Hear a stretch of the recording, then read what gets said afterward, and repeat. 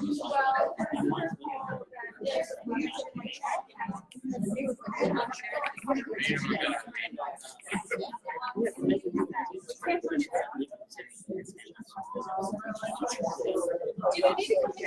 got a message on Saturday. This Bruce Jefferson on Saturday. Not that side. Well, she kind of moved her. She's in the 14th Senate seat.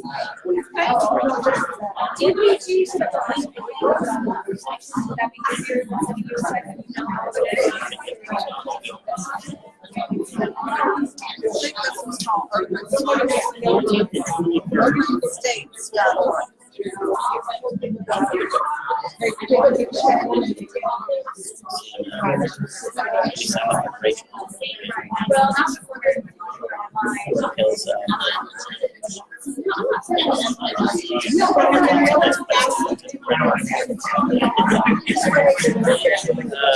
She said, what did we say? Was the 14th? That is it.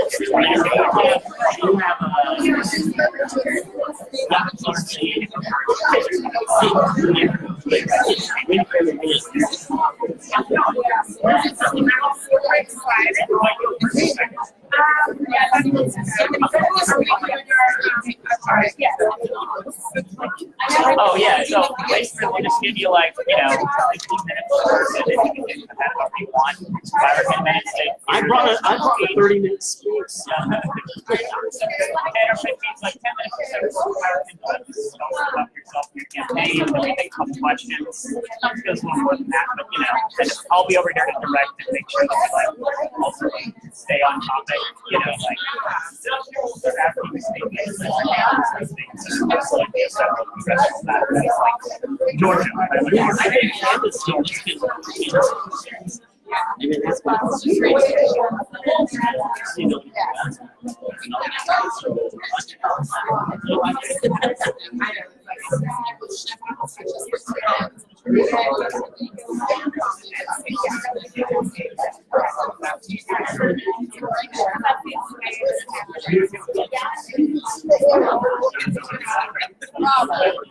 This camera is focused right on me. He's not here.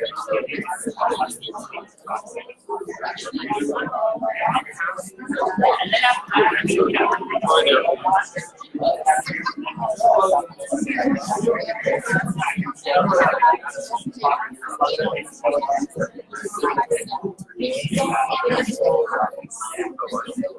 was like that. I appreciate it. Yeah. Hey, 30 minutes, that's a great time. Well, people tell me I don't know when to shut up. So. Actually, Mary Ann told me that one day. She said, "I need I remember we did the forum at the Parliament Commission office. It was back during the primary. It was myself. The guy ran Cal Renata. And I started going on Skrill. And I started talking. And that lady held it was on TV. And she had to sign 10 seconds. I was like, I didn't know how to end that. I'll make sure. Yeah. It's kind of difficult at times. I'm Lincoln. House District 14. What the Senate seat? Very right.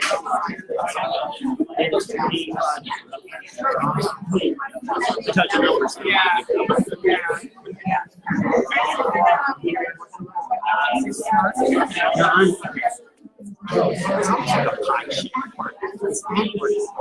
It's just one anti-police on this and it goes up Wayne Green, 80 east of Green Williams is mine, but West Wayne Green is going up to 92. I don't go to Cherokee. I go west all the way to 41. So we're really not touching, right? We are the Unitarian district. Yeah, we are. We are, because I'm on for 2 weeks. Yeah, you're east of Wayne. Yeah. Yeah, I was looking at that. Yeah, so we're kind of Yeah. Yeah. Well, also, I don't know if you've been to some sites where it shows you where there's strong Democratic candidates in your area. I do that in my area. During the primary, especially, I only go into Democratic candidates. Because, you know, Republicans are nice for Democratic ballots. So I think I found that the rate is very low. I think you have to make a policy. So yeah, well, it might be that. I'm almost there. Yeah, it actually. But actually shows you the different.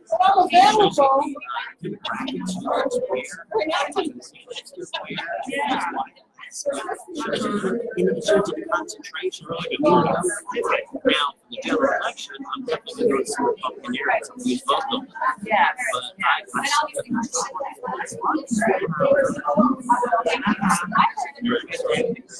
yeah, that's why I'm going to different areas.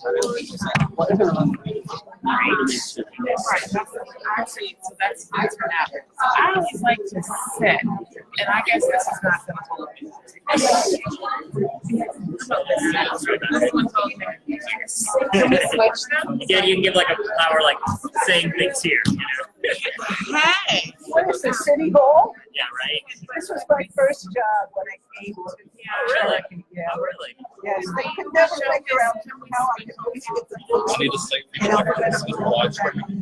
Oh, okay. I'm gonna keep it like this. And then they realized I was. Oh, so Yeah, I remember. I remember a friend who works in a library right now, and they finally stopped arranging the little kids' books by the Dewey Decimal System because it's worthless. They don't care. So they're arranging them so that she arranged them intelligently via, you know, like pictures and like, yeah.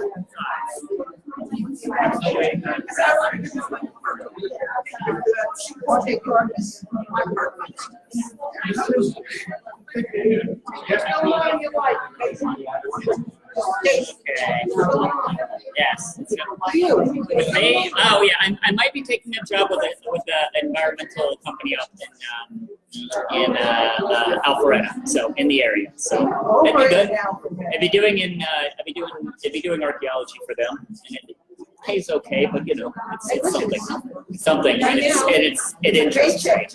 It interests me, so. Would you say that's definitely or I think I'm gonna take it, but I basically be staying in the area. I'd probably move to Boswell eventually, but I'd still be around here. I'm just glad I just didn't want to have to leave Atlanta. So, you know, like I turned down a job with a tech company in Denver. It's like it paid like $35K, but in Denver that's like $25K here. Because Denver's expensive, so. Like, Denver's cool, but it doesn't pay. You know, like you gotta make serious money to live there. Yeah. And it's only getting more expensive. I mean, like Atlanta's getting more expensive too, but it's still not as bad as Denver. And I know because I used to live there. So things are coming along. All right, y'all. I think we'll go ahead and get going. Everybody's ready. I just like to. I don't have a gavel or anything, so. Yes, so we'll go ahead and get started. I think we'll have a few more people coming in just a moment, but we'll go ahead and get going with our candidates here, so that you know if they have to head out to other events today, that they can go ahead and get on their way. Everybody, hey, everybody. All right. Hey, I'd just like to welcome you all to our August meeting here for Indivisible Georgia 11th. We had a little bit more time in between our last meeting and this one because, well, it's summer. A lot of us have been on vacation and have been busy with other things, and there's been a lot going on lately. But we just thank you for coming out.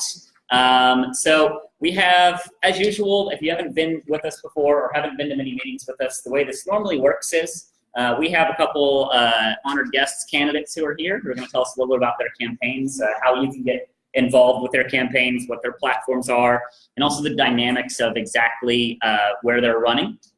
So we're going to have them talk for a little bit, and then we'll talk about our business as a group.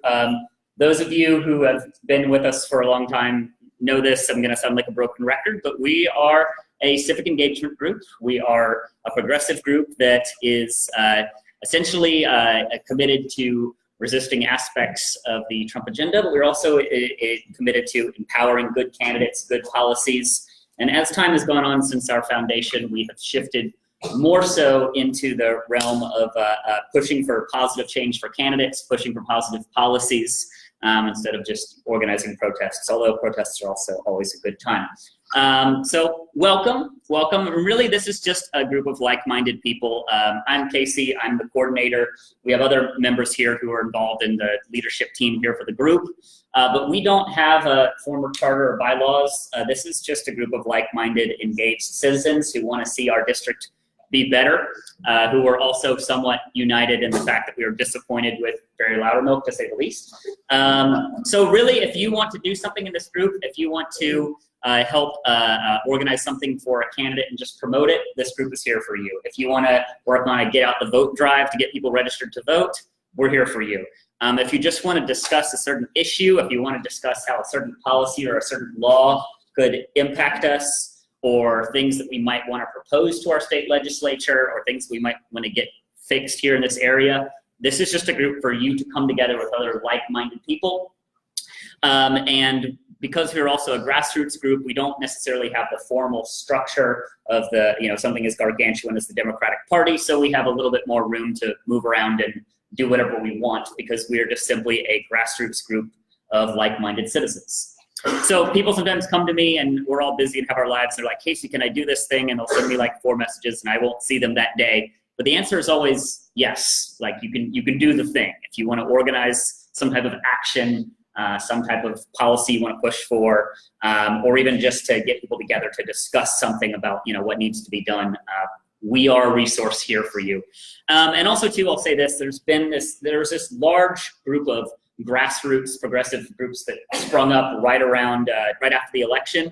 A lot of them have kind of dissipated out or have just become basically Facebook groups. Our group is exceptional in that we've actually grown. There seems to be more and more people at our general meetings depending on the month, but at the same time we've also gotten more organized. So thanks to the work of Glenn, we have an excellent website that we're continually working on and updating. We set up a 501c4, which that is our civic engagement group. And then separate from our 501c4, there's also some members have been working on a super PAC.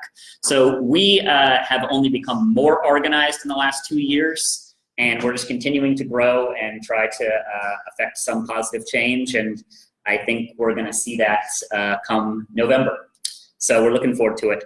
So our guests today, we have a couple excellent guests here. We have first, we're gonna have speak in just a little bit, Salvatore, make sure I'm pronouncing this right. You call me Tori. Tori, running for House District 35. And then we have Shanita Allen, I'm also pronouncing correctly. Yes, Shanita Allen, running for House District 44. And then also joining us in just a little bit, Fred Swan, running for the statewide office of Agriculture Commissioner. He wanted to join us today, but he's running a statewide race and his schedule is insane. So his campaign manager is going to be here to talk to us as a proxy about his campaign and how we can support him, because that's a vital, vital statewide office. And as you've probably noticed, the GOP is pretty scared when it comes to some of these statewide offices. The governorship, definitely as well. Lieutenant governor race, we've had Sarah Amico speak to us before. John Barrow running for Secretary of State. There's a lot of vulnerable statewide seats, offices that they're worried about. So we're gonna have, representing Fred Swan, his campaign manager, speak to us a little bit. And then we have some items of business, and it's really coming down to it in terms of, yes. I'm going to need to speak briefly about that. Yes, definitely, definitely. We also have time after we have our 3 honored guests. If there's anybody who is a candidate who wants to stand up and tell us an update on them or their campaigns, or a proxy for a candidate working with them, we would love to hear from you, and we'll get a quick update from you as well. So that's about all from me by way of introduction here.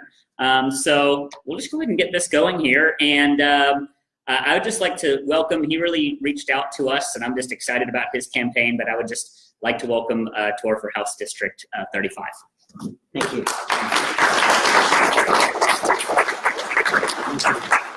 Thanks, Robert.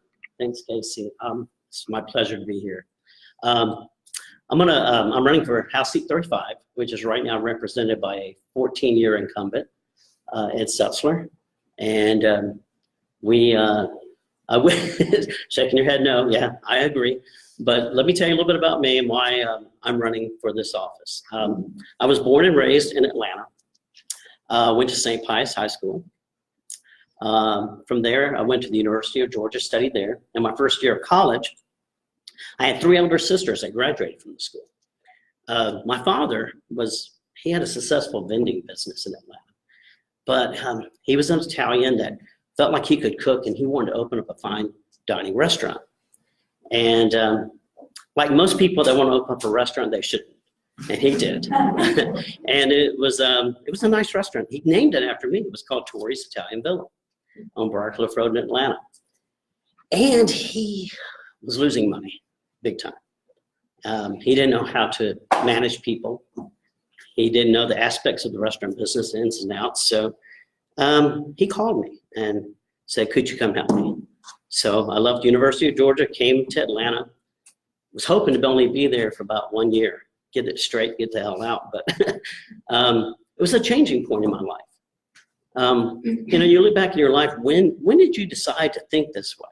And I would say at the age of 19, my egalitarian views on life started. And mainly because of the people I work with. I learned real quickly, you can't do anything by yourself. A lot of people go into business saying, oh, I can do this, but you can't do it without the people.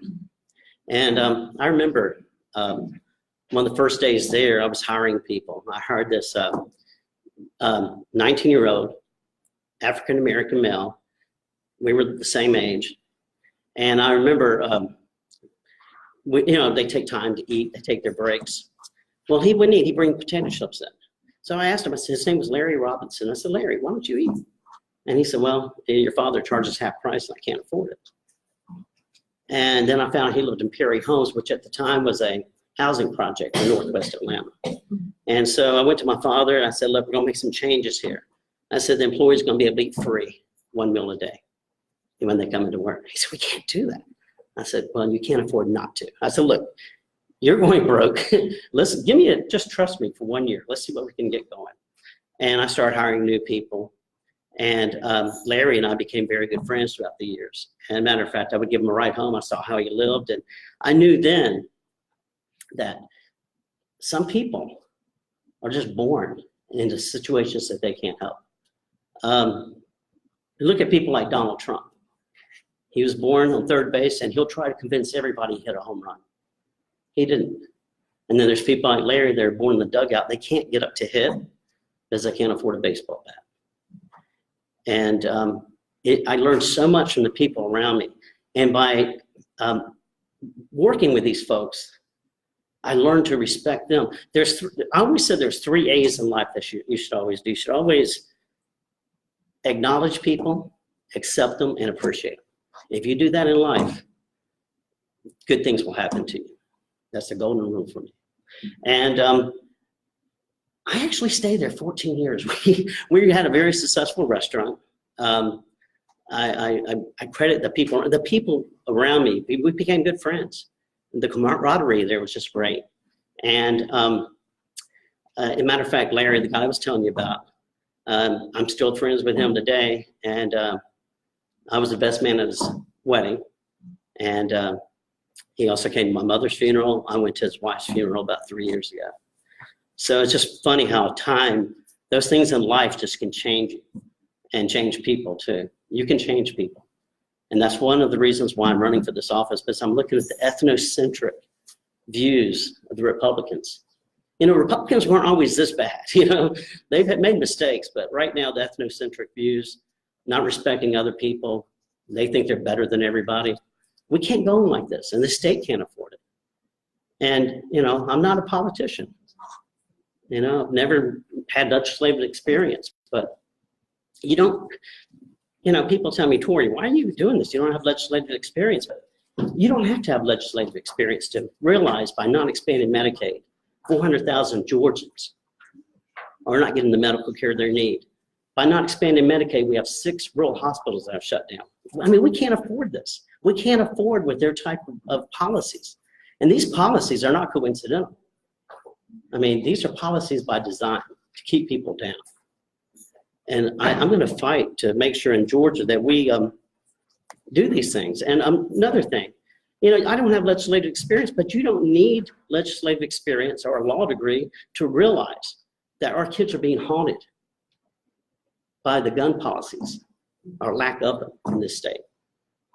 I mean, there are certain things, Republicans haven't done anything. There are certain things we could do, such as the red flag laws to get the guns out of people's hands. I don't want to ban guns. When people say that to me, I say that's ridiculous. I know responsible gun owners, but we've got to do something with the guns in this state and this country, because right now a lot of people are dying needlessly, especially in the schools. You don't have to have legislative experience to realize that medical cannabis oil needs to be cultivated in the state. 133 people are dying every day in this country from opioid addiction, and most of it's from prescription drugs. If cannabis oil killed that many people, there'd be a national outcry.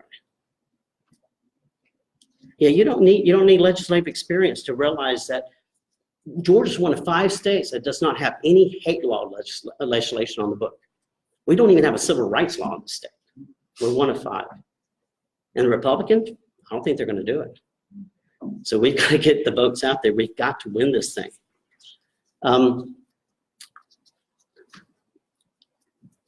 I am in this to win.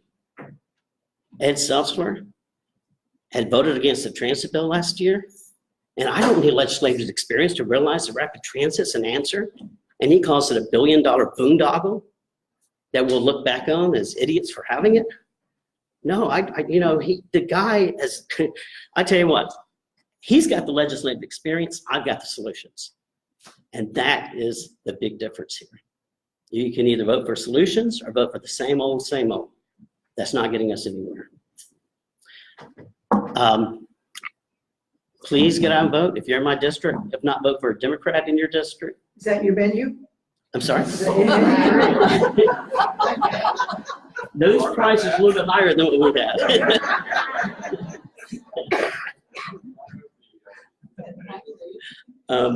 By the way, it became a pretty good chef too in those 14 years. But I would never get back in the restaurant business. I would warn anybody from getting in it unless you really know what you're doing. But I've got some door hangers over there if anybody needs one. I appreciate any help. If you can volunteer, donate your time, money, or anything to help me out, because I do want to win this thing. Right now in my district, Hillary Clinton lost to Donald Trump in the 35th district, 52 to 46%. What was the Libertarian candidate's name? Johnson? He got 3%. No, he got 2.5%. So 52-48. And our district is gonna win this thing. I've been out talking to people. Ed's not even getting out there. He's not taking me serious, which I don't want him to. So don't tell him. Tell him you haven't seen me, please. So thank you so much. And if you can help, let me know. All right, thank you so much.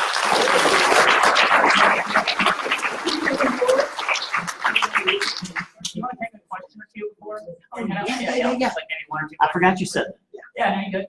I usually start off with a question about, well, you've already told us some of the ways that your opponent has voted and your differences with them, but could you also just remind us so everybody here knows like exactly where your district is and kind of some of the things that it includes in our area here? It's like a cone or a pie shape. You know where, we're talking about food a lot, aren't we? It's like North Kennesaw, Kennesaw, the downtown area. If you just go north of there, then it goes into a pie shape up to Way Green, up to the Cherokee County line, and then back over towards Highway 41. West Cobb? The only place west of 41 I have is around Cedar Crest, County Services Road, Camden Lakes area. I've got that. But most of my area is east of 41, around Lake Allatoona, Logan Park, downtown Ackworth is mine. Sure. And then coming down 41, just east of 41, all the way to Rutgers Road, I think it's called. Yeah. And so yeah, it's a pretty big area. We've got about 40-some thousand people in it, and we're going to change it. Any other questions? Any other questions? is one of your issues to protect the environment?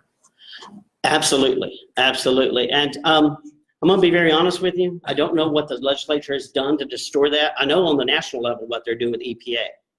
And what EPA? Yeah. Yeah. It's science. We don't believe in that. But I'll just put it to you this way.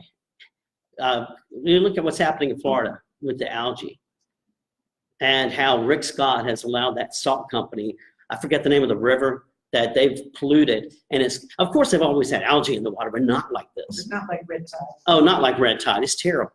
And even the guy, one of the congressmen that was anti-EPA now has come out and said that we need to do something about it. Typical Republican. They don't do anything that affects them personally. Just typical. Hey, Barbara. Just a sample on the environment, that Seltzer voted for the bill last year that would allow industrial development in wetlands to cover up wetlands on our coast, on the coast of Florida. Unbelievable. Yeah. It did not pass. I will say this about Tory. If he doesn't know about something, he'll want to know about it. And you can call him up and tell him about it. You can go to the Capitol and talk to him about it, and he will not be like Ed Sessler, who, when I went to the Capitol to talk to him, my little card came back marked declined. Yep. So, Tory wants to learn. I actually went down to the state capitol one day just to watch them in session and walked outside the chambers and met some of the lobbyists. I saw Georgia Power lobbyists there. He was actually the friendliest guy to me. Most of them wouldn't talk to me. I just said, so what is your job here, to influence the legislators? He said, oh, no, we're here to educate them. Pretty good. I had the same experience with Ed Sessler. In the 2008, 2009 recession, bank mortgage mess, I was one of the people that lost my home. So I lucked out. I'm okay. But it got me together with a housing justice group. And we went down to the Capitol one day and tried to talk to some of our legislators about housing situation, me specifically about housing for senior citizens on fixed incomes. He declined to talk to me. Well, he lives a block from me. I walk by his house every day. For the first 2 years I lived there, after I got that decline, I never saw a hydrant near him. He would come down the street like that. I'd know he's coming because his garage door went up and he went in and it came down. So now I walked by the other day and, okay, I'm going to tell everybody this. It's a confession. I just love it. But they go, what? You did that? He was out there and he said, good evening. And I stopped on my walker and I turned around and said, oh, now you want to talk to me. And then I said, what's the matter? You afraid you're going to get to spend more time with your family? And people just go, you said that? Well, yeah, I said that. And when we had a couple more back and forth when I walked off, he said, well, it's an honor to serve you. And I said, yeah, right. Yeah, right. Yeah, right. I've never met Ed. I'm going to be honest with you. I've never met the guy. You're But hot. okay, so we're in the same group. But from what I've heard from other legislators, he's got a very cavalier attitude. And that cavalier attitude is going to cost him the seat this year, I promise you, because he's not taking me serious at all. He hasn't spent one penny. Sorry, that's not cavalier attitude. That's called a GOP. I'm being nice. I haven't even talked to any of my representatives who are Republican, and it has always been a problem. I've been down a couple of times to go to the building room, but it's like it is. The only time I ever got to actually talk to one was on one of their phone calls where they accidentally let in some people that they shouldn't have. And I asked the question and got no answer about Social Security.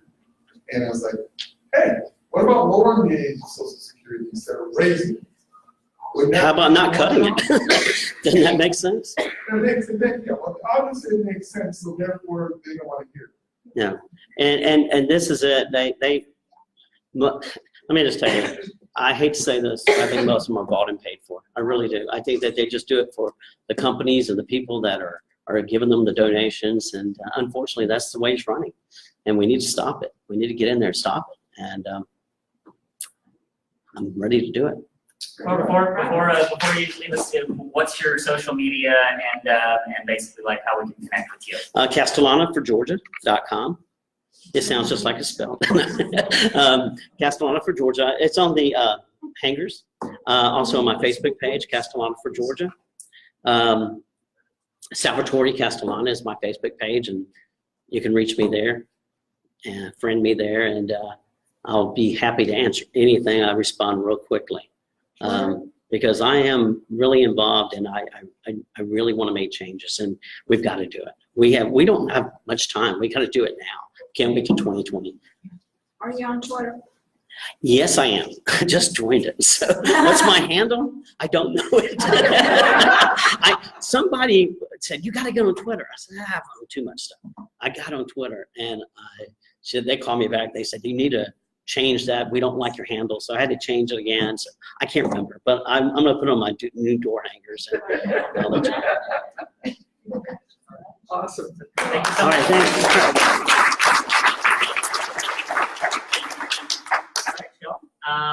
Next up is Ms. Ellen running for House District 44.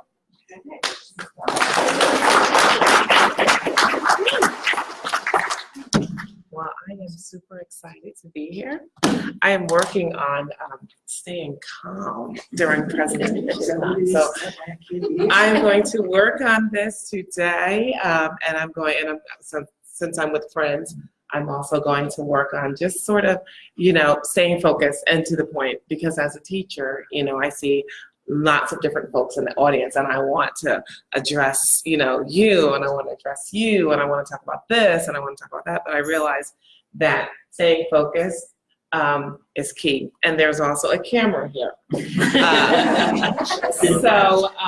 But part of what I really like doing is, and I've done it already, is walking around and meeting and touching people, because that's what I do as an educator. So I'm going to come back into my little corner here and get started.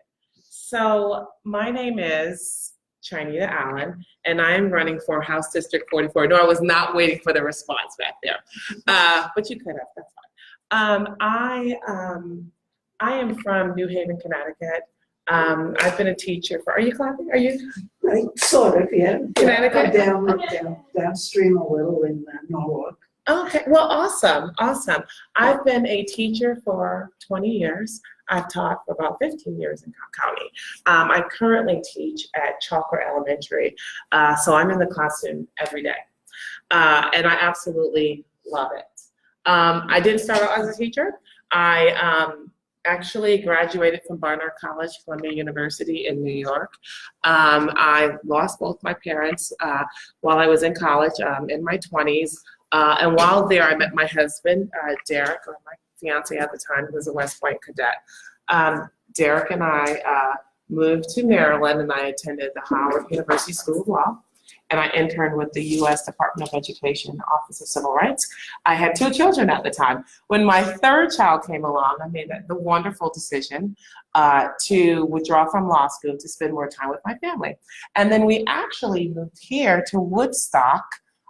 We lived in Town Lake for a number of years.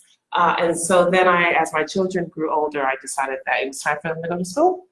I really didn't want to leave them, and so I went back into the classroom so that I could actually do my parenting sort of there, right? I found a lovely place that would allow me to teach and bring my kids to school with me. So that was always a win-win. They are now, I wouldn't say grown, but my oldest is at UGA at a Hope and Sell Miller Scholarship. And my son is now, we literally just, I didn't enroll him, but we dropped him off, and he's playing football at Notre Dame. They're out of the house. And then my youngest will be a freshman in high school. So the question, and also I've spent the past 10, 15 years actually advocating for children, working with families, just getting out and being a part of the community. I've been PTA state legislative chair. I moved away from the camera, didn't I? Georgia PTA You want me state. to follow you around? Georgia PTA State Legislative Chair. I'm currently the Georgia Science Teachers Association District 3 Science Director. I have worked with the Georgia Department of Education, constantly like on the phone, like, hey, this is what's going on. I know you have this bill coming through and you're trying to implement this policy, but this is what it looks like in the actual classroom. Because of that, and because of just my engagement with the community, I'm a Georgia Department of Education STEM laureate. A lot of my work deals with conservation. I am a Presidential Award for Math and Science Teaching. I am an Atlanta Families Award Educator for Excellence. So while I'm parenting with my children and being in school, I'm also becoming an expert in what I do. The kids are older. My husband's off. He was a former, executive with GE. Now he helps to run his dad's construction business. Kids are out of the house. My husband's happy doing what he wants to do. It is time for Miss Allen to do what she wants to do. So why am I running her office? I would love to represent the families of House District 44. I would love to bring that same care and concern that I've had with my family into the greater community. So what does that entail? That means, I think I mentioned my daughter was on the Hope and Zell Miller Scholarship, and Derek, at Notre Dame, and my younger son, well, he's also gifted. He's playing football. I mean, he's just a great kid. I feel like education is a huge component, or it should be a huge component of whatever we do. I feel like I'm in a really good position to represent not only just families and teachers, but students as well.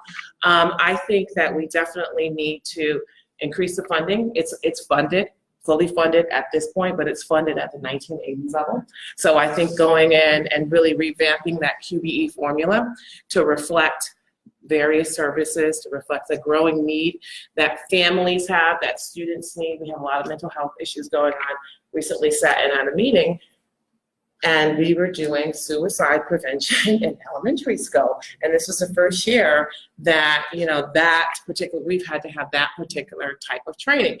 And it made me think, there's a lot going on with our families today that not only teachers, have to witness and help with, but families too. So I think going in and addressing the QBE formula to reflect all of the various changes and needs that we have in education, that's going to be huge. Yesterday, I was at a listening session, and I kid you not, for about 4 or 5 hours, and I normally don't stay that long at a listening session, but it was very, very interesting to hear the challenges that families face regarding special education. And one of the lessons that I learned was sometimes, you can look a certain way, but still need, right?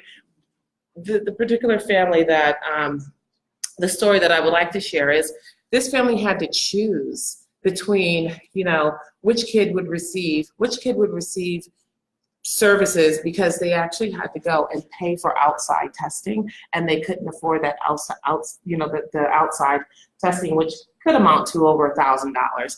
And so I was just thinking, wow, well, why didn't you just go and tap into the resources at school? But from what I was hearing, there was a bureaucracy. There was some paperwork that needed to be done. So I feel like as a state legislator, one of my responsibilities would be to go in and try to get rid of some of the paperwork and the bureaucracy that prevents kids from getting what they need and families at the same time. You may have heard me mention that I was a Presidential Award for Math and Science Teaching, Georgia Department of Education STEM laureate. So I do think that science, STEM, and STEAM, and all of those are important and extremely important, right? Because if we think about the types of jobs that are available now, and Deal's proclamation, we need to develop, our own pipeline of computer science scientists, engineers. We need to really begin to focus on the innovation. That is true. We need to build out our capacity. So STEM, STEAM, those are all important, as well as career pathways. So I may have mentioned I was a Barnard College Columbia University graduate, and I like to say that on scholarship, right? Totally on scholarship. But I do feel like career pathways are just as important as you know, a 4-year degree.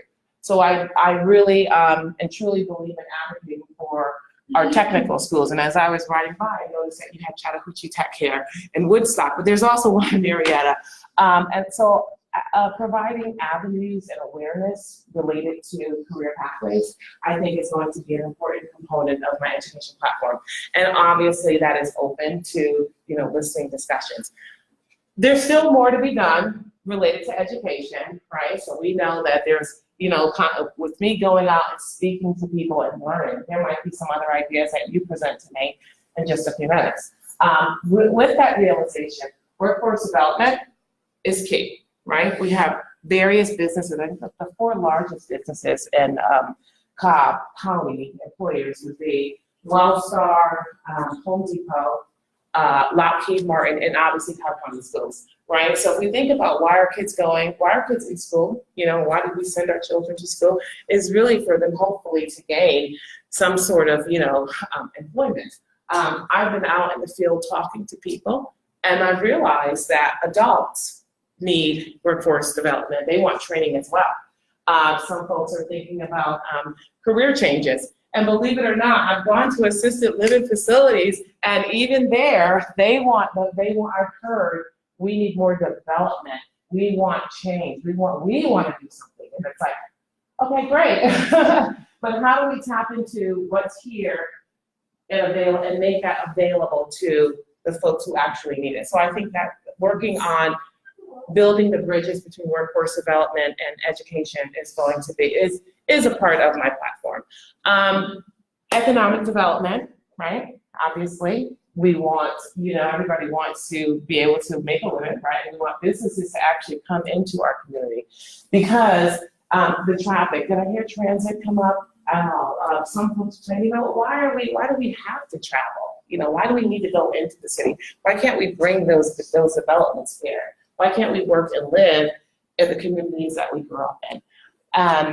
And so I think I'm creating a small business study group to help me figure out and flesh out, you know, what is it that we actually need. I know we can say, I have a small business, my husband has a small business, but what does that look like in the greater community? And the reason I am actually instituting small businesses is because in my house district, I have a lot of businesses. There's like a higher proportion of businesses than I think than most counties. So I'm on Canton Highway, Town Center Mall, Bells Ferry, Sandy Plains, all of that encompasses House District 44. There's still more work to be done, right? I firmly believe in, you know, having a seat at the table, right? Working and making sure that, you know, I'm respectful and that I'm asked to be at the table. So one of the things that folks will say is, you know, when things are tough and rough, they'll say, well, go get Chinita. You know, let Chinita, okay, Chinita, you go work with them, you try to figure it out. All right, you get it to work. And so part of what I like to think about myself is that I am someone that people trust. I am someone that people can rely on, and definitely someone where that can work to make change and to make effective change. So that's a little bit about me. You know, they're looking at me like, huh? Did I say something wrong? What's going on here? So what makes me different than the incumbent? What makes me different than Don? Who is the incumbent? His name is Don Parsons. Nodding. Have you heard? Well, believe it or not, when I go out into my community, when I go out into House District 44, not many people have heard of him. So he's been in office for about 20 years. And so, but you know what? I think it's by design, right? If you make yourself invisible, you don't have to be accountable. You don't have to listen. You don't have to go out into the community. In fact, you can accept funding and support from special interest groups, right? It makes sense that if you are an energy consultant and you chair the Energy and Utilities Consultant, field committee, that you don't have to listen to everyday people. So the difference is I'm every day. I'm out there in the community, and I'm out there in the community. I'm willing to listen. I'm willing to learn right? I don't go into a meeting unprepared, at least I try not to, and think that it's okay. So, the question might be, well, have you ever met your incumbent? I sure have. I met him at the Capitol with a group of educators, and we were there wanting to know about education issues. What bills, what have you, what is your impact been on education? And the answer was, nothing. Well, why are we here? We're a group of educators. How about we ask you some education questions? Well, don't ask me any education questions. Okay, well then why are we here? So, to take a picture, right? So that's what we're dealing with. That's a type of, that's what I'm dealing with. That's the reality of my incumbent. And I hope to change things. I hope by going out to the community, I hope by going out and sharing and listening and letting people know that I understand and I care, that I have those same challenges that everyone has. But I also have a plan, right? I also know what it looks like to, not be so humble, to come to be able to make it. And that's across the board, right? And I can go back and I can use my family as an example of that. So I'm Chinita Allen, House District 44. You can find me at electchinita, electchinita.com. And my Gmail would be electchinita@gmail.com. I'm new to, being a politician, right? This is my first time running. So I need a lot of support, right? I still have questions that I need answered. I am open to suggestions. I'm open to advice. You can contact me. You can help me. I'm obviously always looking for donations. That's running the campaign. But I'm also looking for folks to put on Canvas. I'm also looking for folks to, create and design. Our literature is always changing, right? Soon this will change to get out the vote, right? It needs to look a little different. I'm looking for folks to help at our meet and greets. I have several lined up from now until October 15th. I was just telling my husband he's working on a golf tournament. I'm like, it has to be this weekend. So I can definitely, if you're interested, send out a list of meet and greets and listening sessions that I have that I would love to have volunteers. You don't have to pay anything. You just have to sort of go and help to collect, emails and volunteer, hold on to the volunteer list, and maybe help do a little cleanup, that type of thing. So you're the future. You have the credentials for the future, not for the past. Thank you. Are there any other questions for Chinita here? I have a question about your thoughts on how the legislature should handle school safety funding. For example, countywide, our SLOSS funding went to buying the turf and two massive televisions for the gym and the football stadium, but we still don't have electronic locks or really any comprehensive school safety measures. We have a pretty school, but we don't have a safe school or a school with science teaching degrees in other schools. Can I ask you your school? Creekview High School. That's in Cherokee? It's not in your. Okay. I assume it's not. So my kids went to Lassiter High School, and so that's sort of it's like a spread out college campus. And so I know there have been some sessions related to how can we best use the funds. I think, and I've actually spoken to members of our board related to what can we do, because when the idea came up that teachers should have guns, I was like, I draw the line.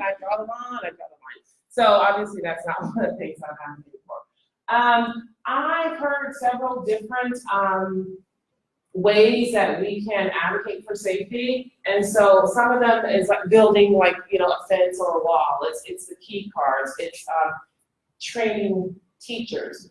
One of the there was one meeting that I attended, and the principal was having a hard time getting the teachers to understand to simply close the door, keep the door locked. So I think a lot of internal development and training should happen, and it should be uniform and standard.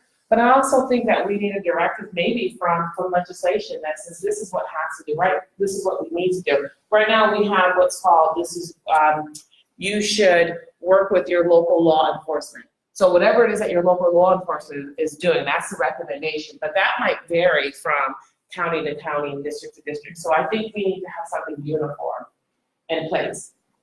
Do you have suggestions?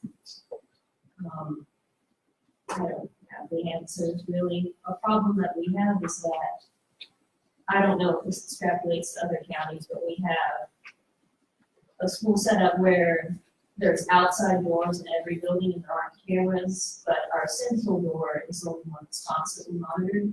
So you'll have people like probably open the door so anyone can just walk in. And there's no really regulation about that. You can try, but there's no like countywide consequences for keeping school open and stuff. Yes, and that's what I meant by, it's hard to, we have to have a uniform policy. We have to have something that there needs to be, you mentioned consequences. The consequences, you're not safe, right? We all know have to be not safe, but yes, there needs to be some sort of uniform policy, I think, in place, stipulated. Any other questions for Tanita? What she's saying sounds more like there's an air conditioning issue.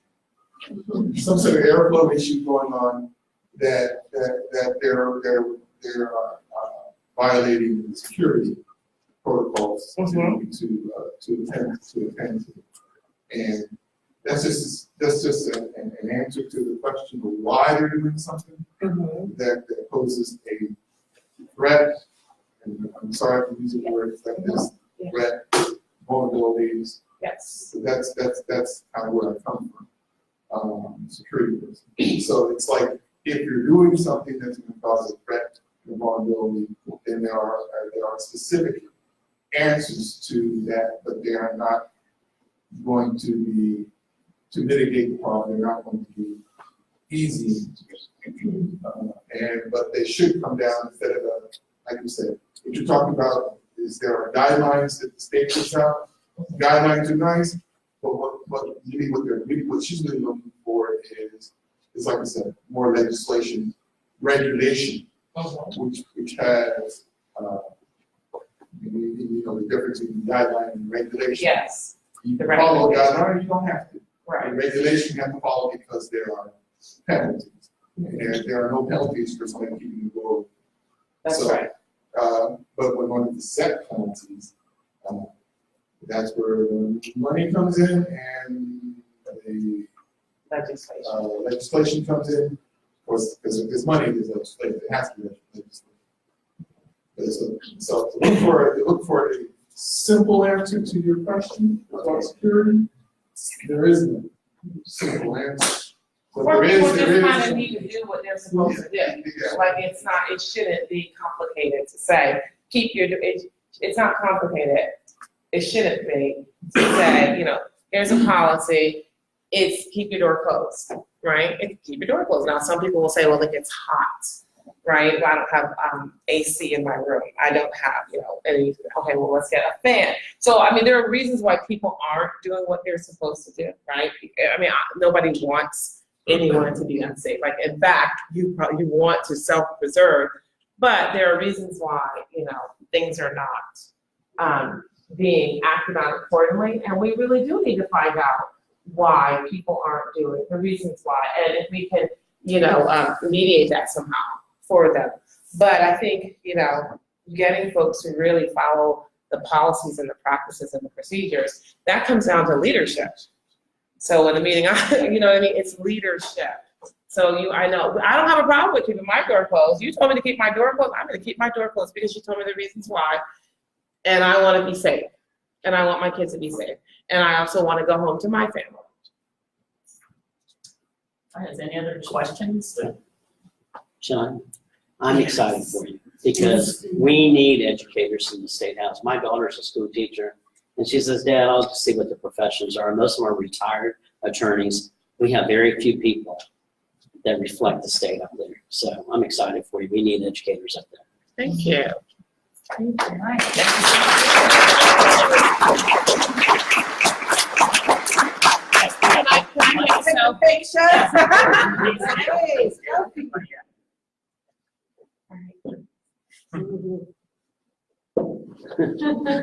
Are we in there? Of course, I'm gonna be Thank you. on this side.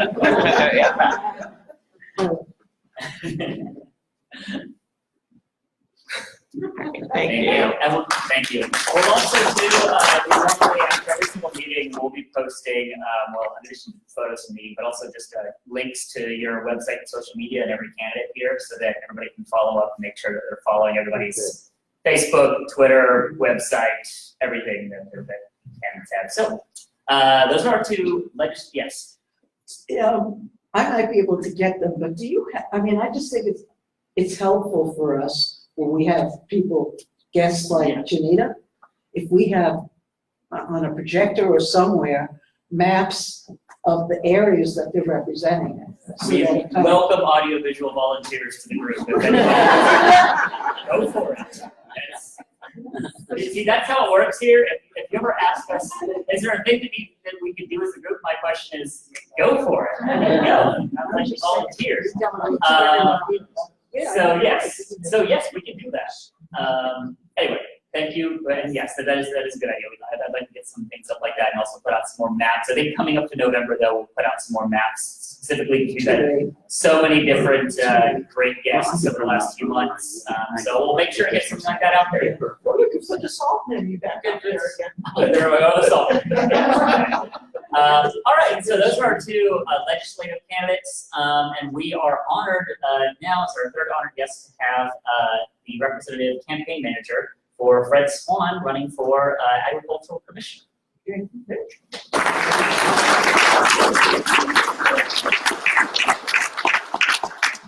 Hey guys, yes, here, oh, yes, I do see there is a camera. Cool, so yeah, I'm Ashlyn Kane, I'm Fred's campaign manager, and I'm really excited to be with y'all here today.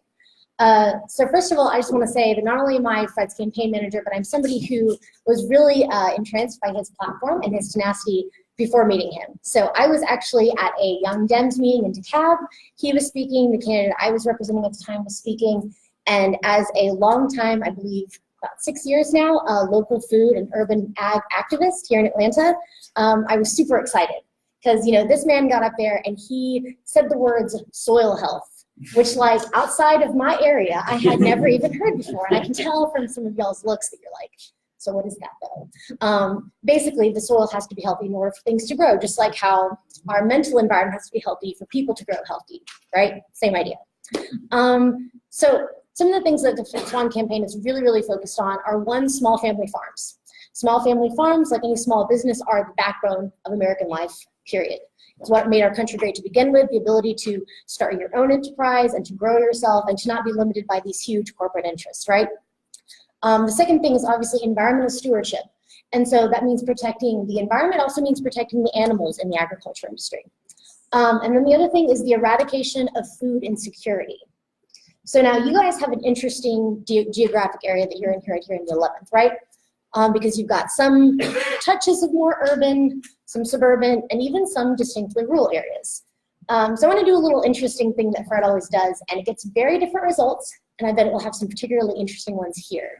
So, okay, raise your hand if you are a farmer. Any farmers? Okay, do you grow anything in your backyard? Okay, see, yes, it's much more than when you asked that question in Atlanta. How many of you grew up on a farm? Okay, grew up on a farm. Okay, how many of y'all ate today? Cool, yes, so we all ate today. And so, you know, one of the things that Fred first said to me, he was like, well, you know, as he would usually say, you know, I know not many people really know what the Agriculture Commission Office is about or, you know, why it's important. And I was immediately like, ooh, I know why it's important.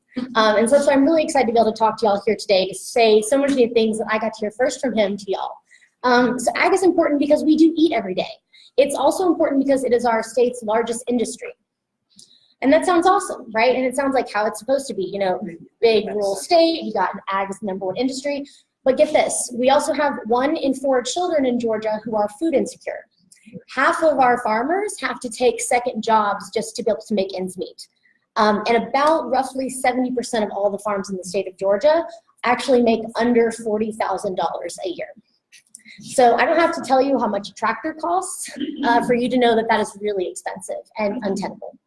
Especially, we have extremely low representation from people of color, from women, from queer people, and from immigrants as well, who either own their own farming business or make a livable wage in farming itself. So, like with most industries in America, farming has become very corrupted by big corporate influence, and so that has ramifications for the people in the industry, for the animals in the industry, and for our environment as well. But I think the thing that really got Fred into this race was seeing how the death of the small family farm has translated to the death of rural economies and the death of small rural towns. We were in Crawford County the other day driving through Roberta, which is about an hour outside of Macon where Fred lives. And we stopped at a couple different farms, lots of farms out there. Stopped to get somewhere to eat, and we asked the lady, where's the nearest grocery store? And she was like, oh, you have to go a county and a half over because our last one just closed. So this is in the middle of farm country, next to this really nice restaurant, I might tell you, Champions in Roberta. Go there if you're in the area. But that's a story that's all too common in entire counties that don't have grocery stores. Me personally, I live in Southwest Atlanta. I live 3.5 miles from the nearest grocery store. Many of you out here, I'm sure, live even farther from them. And if you don't have a car, or if you all have mobility issues and all you have is MARTA, and a lot of times, that MARTA I know is especially lacking up here, but even where I live, sometimes that last mile of transit is simply not covered. So you're walking with huge shopping bags. And then we ask people, well, why don't you make better food choices, right? We ask, why does everybody need so much medical coverage? And I think that's the other thing too. We can't really say as Democrats that we are serious about, healthcare for people if we're not serious about the #1 preventative thing for disease, which is food. You can have all the healthcare access in the world, but if we're not feeding people, if people are starving, or if people are only able to eat, like in Crawford County, what comes from the Dollar General, how can these people be healthy? How can kids go to school and focus in school? How can people go to work and care about that? How can families take care of themselves? How can communities stay together? So really, agriculture is this issue, and why I've always been passionate about it, and why I was so excited to work with Fred, is because he gets that this is the thing that underpins literally everything we care about, and not just as Democrats. And that's some piece of really good news that I have for y'all here today. So even though the Ag Commissioner's race is not as glitzy as the governor's, we have a fantastic shot of winning this one. Between me and y'all, pretty much the most winnable seat on the down ballot. And here's why. So I know a lot of y'all are familiar with what roll-off is, down ballot roll-off. People just not voting as they go down the ballot. We have an under 1% average roll-off. It's tiny. It's the smallest of anybody running at the top of the ticket. And the reason this is because agriculture is our biggest industry in the state, and so people tend to vote for it. However, Democrats are losing an additional 3% on top of that. So only about 0.5% are not voting in the race. But Democrats are having about 3% defect to vote for the Republican. And that's because simply Democrats have not only not presented a good ag candidate in the last 8 years, but we also haven't really been making the case that Democratic values are rural values. And that is one of the biggest things that Fred wants to change in this race. Taking care of your neighbor, protecting your community, all these things that are liberal elite values. No, these are community values. These are Southern values, right? I grew up in Hall County, and everything I believe as a Democrat is exactly how my very Republican parents raised me to believe. One of the things that we need most is for people to understand how winnable this seat is, and we need people's time, we need people's money, obviously.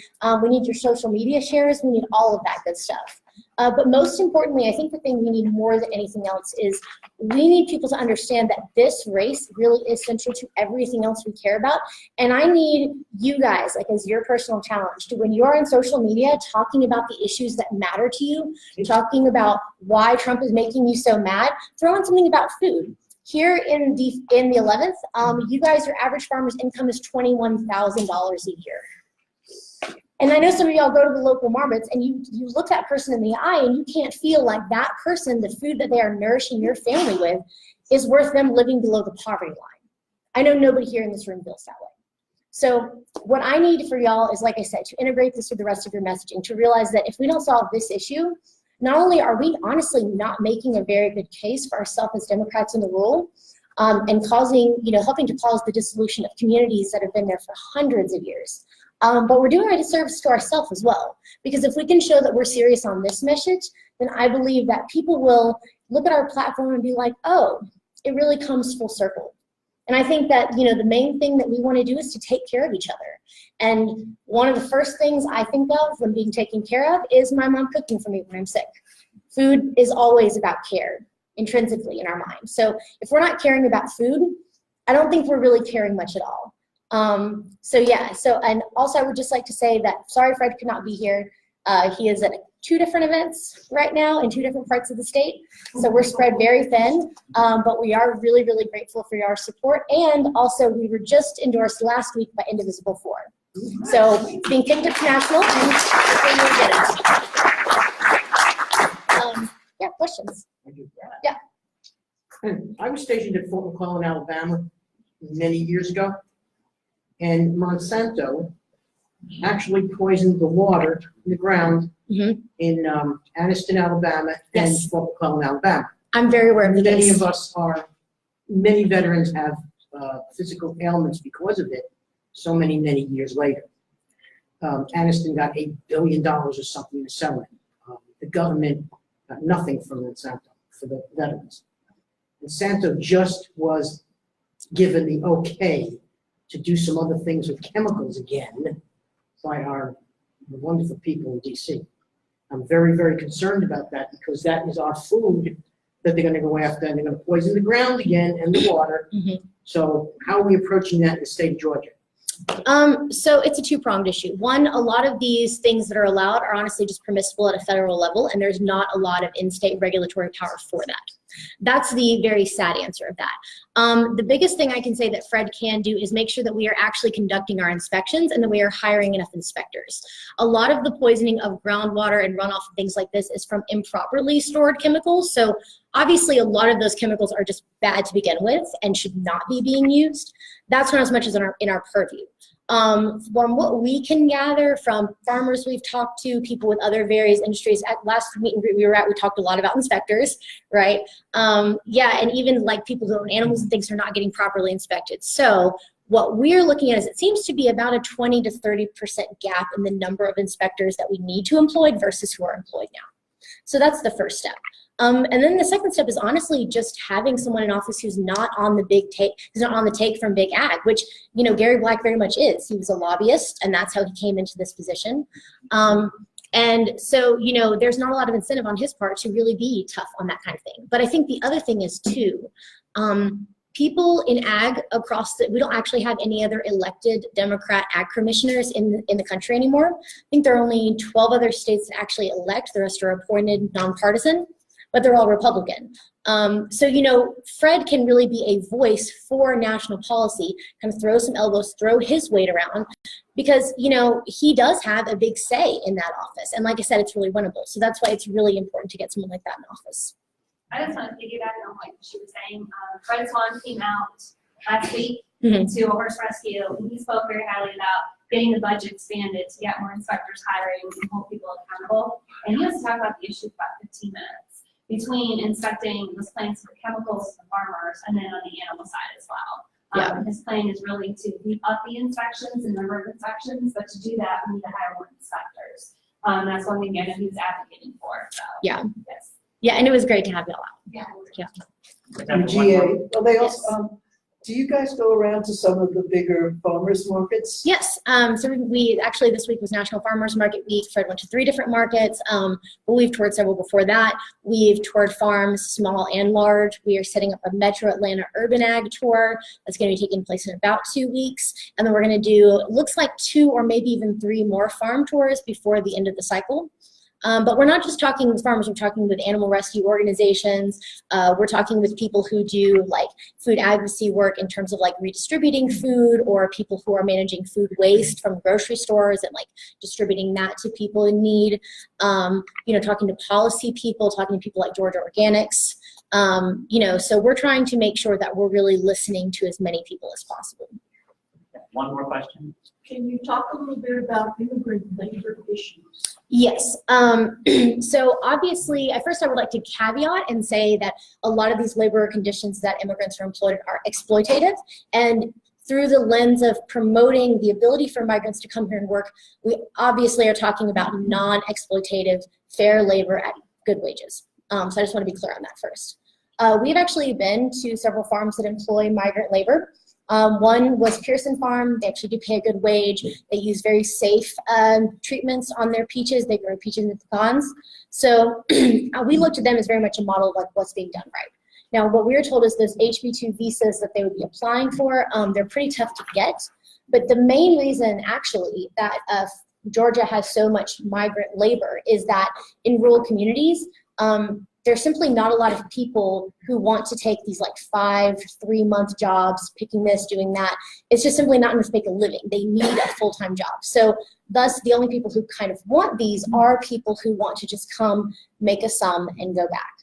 However, they are to some extent exploited. So our main concern is, again, with the inspectors, making sure that all labor conditions are fair and well practiced. And of course, advocating for the expansion of those visas, but not, we don't like to say it for the reason of just getting our food picked so that we can eat. Obviously, immigration is an issue that is important for a lot of reasons, not just for the ability for it to put food on our tables. Do you have like a specific question about? Just the fact that Georgia seems to need the labor and they're not Oh, yeah. allowing people to come and take the jobs that Oh, yeah. people in Georgia don't want. Yeah, and it's true that they don't want them. I mean, that is not just a talking point. They really do not want them. So this idea that immigrants are taking these jobs, I've heard from farmers, is false. Yeah, so obviously we do need that. Again, it's something the Ag Commissioner can be a voice for, but that's also something we're working with the Labor Commissioner, who I will say, for Richard Keatley, he's awesome. We'll work very hard on that issue as well. And then also, I mean, just in a lot of rural communities, there still is a lot more prejudice and stigma too. So I think it's our job as Democrats when we go and campaign in these rural areas to, remind people that like you love your local farm, you love your local farmer, you need to love your local farmhand too, because they're important as well. The farm to table things, that's another area that Yeah. you Yeah, well, local farms, farmers markets, CSAs, co-ops. CRMB. Yes, we're gonna go there next month. Yeah. Awesome. Well, thank you guys so much.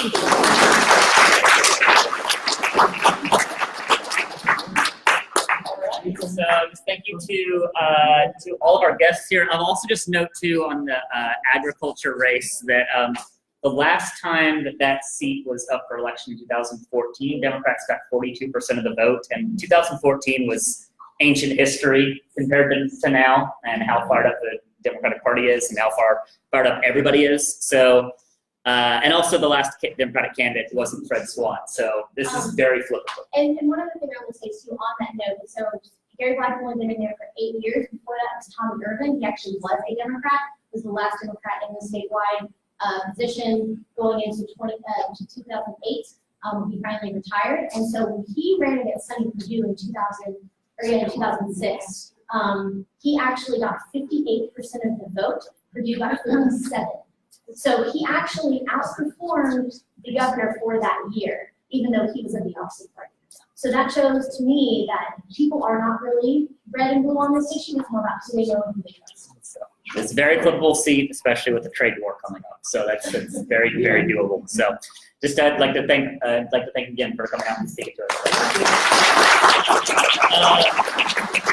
We only have until 4 o'clock, but we have some business as a group to go through. But really quick, I just want to recognize we have a few candidates or surrogates for candidates who are here. If you just want to stand up where you are and just say hey, remind us about you and your race, and just give us any quick update, but just for a minute or two, because then we got to move on to other business. So, Rachel, you gonna go for it? Yeah, go for it. For those who know me, I am Rachel Quincy. I am running for State Senate in District 14, which, just like Salvatore's, is like a hurricane slice of pie. It's Bartow, Canton, Cherokee, Ackworth, part of Cobb County, and I've gone out with, we can Kansas City, she's fabulous. Where we are, we've hit on just about 2,500 doors in 5 days. So my team's exhausted. I've been told to come up on camera, so I'm coming up. We had a postcard party last Wednesday where about 7,000 postcards had been written. I had to order more. I was so pleasantly surprised. We're just out. We're out and about. I'm going out Tuesday nights, Thursday nights, and Saturdays, hitting on doors, small batches at a time. The biggest thing candidates need are volunteers. If you don't like to canvass, you can pick up a pen and write a postcard. If you don't want to write, pick up the phone, make a phone call for a candidate, Text message is really big, but the candidates need volunteers at this point. Donations are always welcomed. Check out my Facebook page is, I don't remember. Thank you, Kinsey414. My website is kinsey414.com. My cell phone's on there. I have had about 60 voters a day call me asking me questions. If I don't personally answer, I will call you back, just leave a message. I am still working full time, so there may be a little bit of a delay. But volunteer, come out, do something. I need more people hitting the streets. My goal is to hit on 7,000 doors before the election. So we're partway there. So just, yeah, that's where we are in the campaign. Any quick questions? Okay, good. I'm gonna go sit down.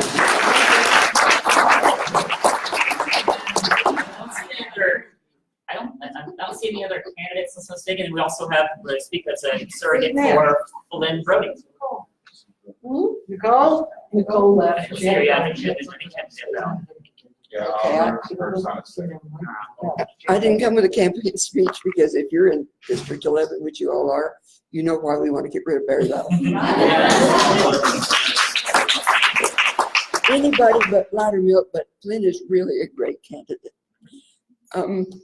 We have a very small staff. You're looking at a lot of it. I started to say, I'm not that small, but like everybody else, what we need is volunteers and money. We are on our third printing of the Palm card. We have been listening. Everybody said the first two had too many words on them, so we've taken some of the words off. But we've been listening, and we've added things like protect the environment. Trust me, Flynn is for everything you're for. It's really hard to get it all on a Palm card. It's hard to get it all anywhere. We are currently, my friend Ann McQuaid is interviewing him and writing up issues. We're starting today tweeting on the issues, and we're going to get them on the website as fast as I can get them on the website. We have a candidate, a wife, campaign manager, and I'm in charge of everything else. So things go a little slow. We started a little late because he kept watching and thinking, well, should I do this? And finally he said, I have to do this. So this looks a lot like the other ones, if you've seen the other ones, but it's totally different. We've switched from the things he was saying before, which my husband took. My Republican husband, bless his heart, is helping me every bit he can. He took one look at it and said, every politician says that stuff. So we looked at Loudermilk. He says, what does he say? Freedom, family, and faith. So we've changed to leadership, service, and faith. We had not said a word about faith, but he is very religious. He is a Christian, and he's very religious. So we're starting to emphasize that because everybody here is around a Christian and they want to hear that he's a Christian. Loudermilk likes to tout his military record. Flynn led over 150 soldiers into combat in Iraq. He was in charge of those people. And then he served, so he served the country, he served us as a prosecutor. And if there's anything on the back here that you don't, if what you want to know about is not on the back, just ask me. And I have 2,000 of these in the car. I brought some in. You're welcome to take all that you think you could do anything with. Okay, thanks. Pardon? I didn't say that. Any questions? Yes. Is there any planned debate between the candidates? That's another place. You can't get him. We actually got them both to the Vinings Business Association. He did a town hall recently, a while back, that Robert got onto the web, and he talks in circles. He doesn't answer any questions. He just talks in circles, and that's what happened at this Vinings thing. Flynn got up and said concrete stuff. Barry got up and talked in circles.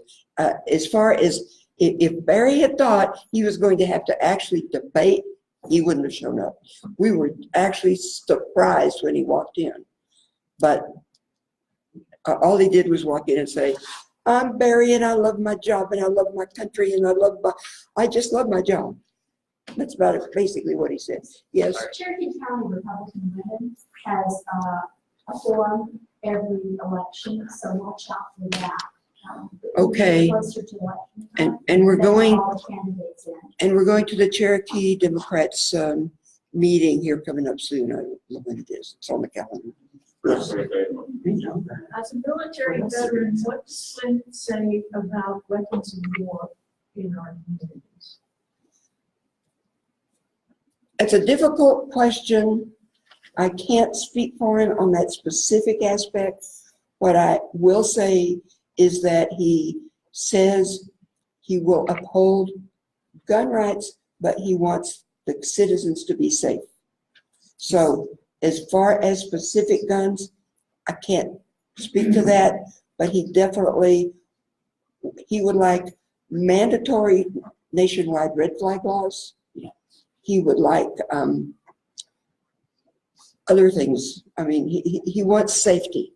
Flint has repeatedly said that he wants us to start off by enforcing the laws that we actually have on the books Yes. related to guns. So we Yes. can't even enforce the ones that we have on the books. Right. So, once we get that out of the way, we can move on to step number 2 here. Right. Anything else? Okay, well, these are over here. Also, please take buttons. If you're not going to wear a shirt because you don't have a shirt or you don't want to be in a shirt all the time, be in a button all the time. Thank you very much. We only have a couple more minutes. We need to get through some business as a group before we're out. But I just wanted to note really quick, in terms of Barry Loudermilk, we are talking about a congressional representative who has a serious war machine behind him. And I will just note too, because it's a personal pet peeve of mine, I'm already seeing his signs going up all over the district. And I just want to remind people, I wrote an op-ed about this in the Marietta Daily Journal, any candidate, and I've seen Democrats guilty of this too, they can't do it either, but you are not allowed to put any campaign signs on public property. So that includes that little tiny strip of land of grass in between the road and the sidewalk. You have that there, that's public property. Next to utility poles, public property. All these little tiny spaces that are actually public property, they're not allowed to be there. I already see 2 next to Marietta Square that are public property for Barry Loudermilk. I'm not telling you to tear them down, but I am telling you to try and get something done about them. I'm trying to get a roll of stickers that we can put on them because technically every single instance of that counts as littering. So You can just call person. 311 if that's helpful, and they will. Yes. Call 311. Yes. And they'll help bring it up. When Yes. when they come and mow, they take them away. Yeah, city ordinance, they're not allowed to be there, and technically, nobody ever charges them on this, but technically placing signs on public property illegally like that does, according to Georgia law, count as littering. But So, you're not seeing those for us yet because Okay. they'll just disappear. yeah. They're very expensive and they'll disappear. So, You will see them more as we get really close to the election. yes. And if you want a yard sign, please go to the website and say you want a yard sign. We will bring you one. I didn't have any today. But if it goes away, ask us to bring another one. Yes. Thank Where you. do you put them then? I thought you're allowed to do it on the public easement. You can put No. them in your yard. Not allowed.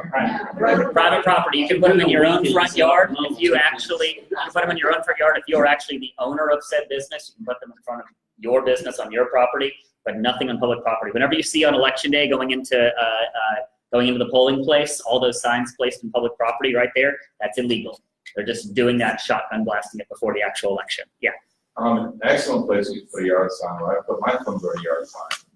I stuck it in the back window of my car. Yeah. It's a rolling billboard for Flint. Yeah, so yeah, but only public property, only something that you own or public business, or if there's somebody who owns a business and they want to put up a Loudermilk sign or whoever, they're allowed to do that, but you can't put it on public property. Yeah.